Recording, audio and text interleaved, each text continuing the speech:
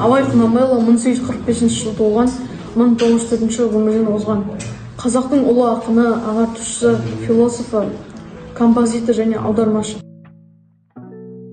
Абайдың әкесі Құнанбай, оның әкесі Өскенбай, үшінші атасы Ырғызбай. Бұлардың барлығы халық ішінде билік жүргізген адамдар. Құнанбайдың анасы Зере көп жасаған адам. Әкесі Құнанбай шешендік сөзге жүйрік болған, өз тұсындағы орта жүз билерінің кісі саналған. Семей, Ақмола, Жетісу губернияларында Құнанбай ел аузында көп айтылған. Құнанбайдың бірнеше әйелі болған, үлкені Күнке, одан туған баласы Құдайберді. Екінші әйелі Ұлжан болған, одан туған баласы Абай, Ысқақ, Оспан, Тәңірберді.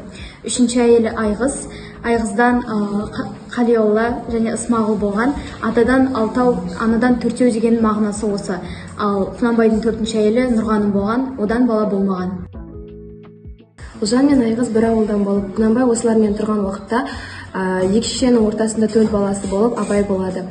Екі шешеге бірдей бала болып жүргендіктен, сол кездегі үлкендері Абайға Телқара деген атты қойыпты. Абай 10 жасқа келгенде әкесі Семей қаласына Ахмет Риза медресесіне 3 жыл оқуға берген. Медресенің ауыр тәрбиесінде оқыған шәкірт Науаи, Сағди, Қожа Хафиз секілді ақындардың білімдерін оқып үлгі тұтқан. Медреседе 3-ші жыл оқып жүрген уақытта Абай жалғыз мұсылманша оқуға тоқталмай, Семей қаласында Приходский школына түсіп орысша оқи бастайды.